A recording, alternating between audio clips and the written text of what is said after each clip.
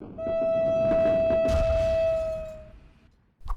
next station will be Fortuna 69. First off, I do apologize for suddenly going dark with uploads.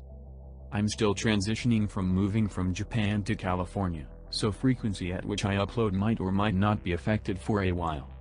Anyways, some of you have been wanting to know my updated thoughts regarding Vauban. Although I'm still not planning on sharing builds yet because DE has stated that more changes will come soon, even though that probably means within the next 5 months, I don't mind giving my updated thoughts regarding him. For the sake of simplicity and conserving your time, I'll keep it simple. Tesla is still an upgrade, for the most part. The casting speed on Tesla was improved as of Hotfix 26.0.4, and while it's nice, I really don't think it was needed, because the casting time previously was just fine.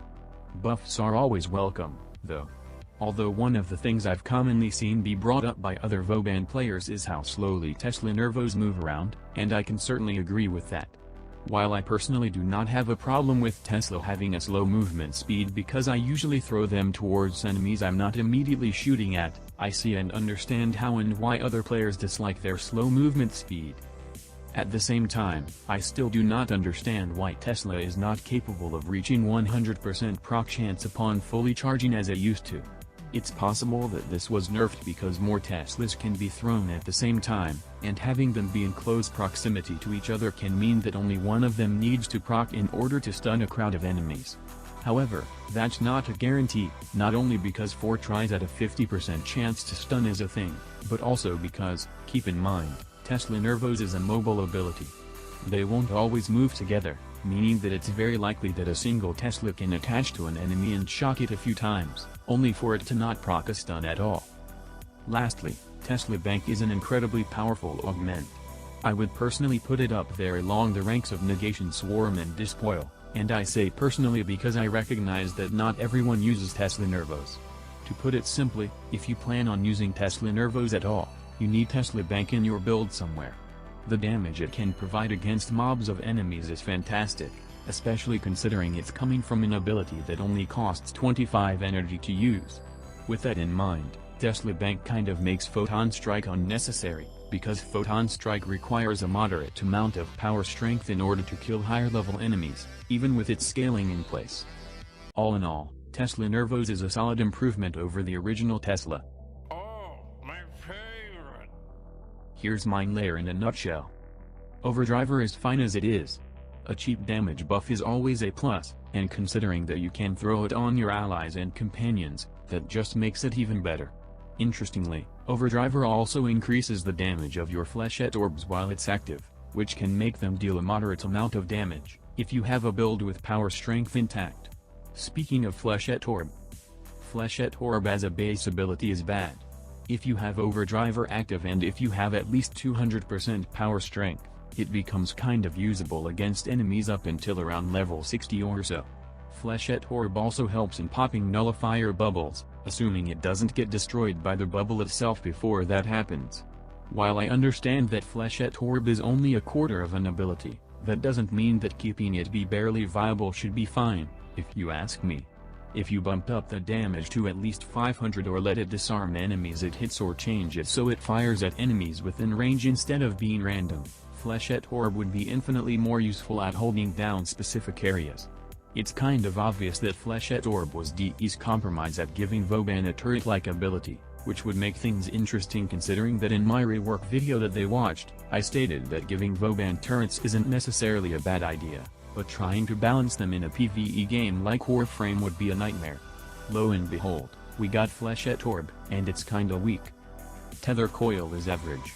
It could absolutely be better if its enemy cap were affected by power strength or if it were increased to a base amount of 4 enemies, but otherwise, it's more of a meme ability you can throw on allies than anything. I mean, it's useful for throwing high above doors and on walls to scoop up a few enemies, because it has surprisingly good range, but otherwise, it feels like a miniature version of Vortex, and I'm still not sure if that's a good or bad thing. Boost Pad. I still despise Boost Pad because it's literally just bounce, but rotated 90 degrees. I will agree that Boost Pad has very minimal uses. You can use it to push away enemies out of the game or away from you, but I would argue that not every tile set allows you to send enemies out of bounds, and repelling Stiiiill simply does more when it comes to keeping enemies away from you. Just like its bounds predecessor, Boost Pad is better used at literally anything that isn't its intended purpose, and I think that signifies that this is an ability that needs to be put down like Old Yeller, or given something that encourages players to actually use it. For instance, Boost Pad could give Vauban a certain amount of evasion after being used for a limited time. Although I still believe that a simple shield or other type of protective ability would be a better replacement for Boost Pad, giving Vauban evasion would still help his survivability.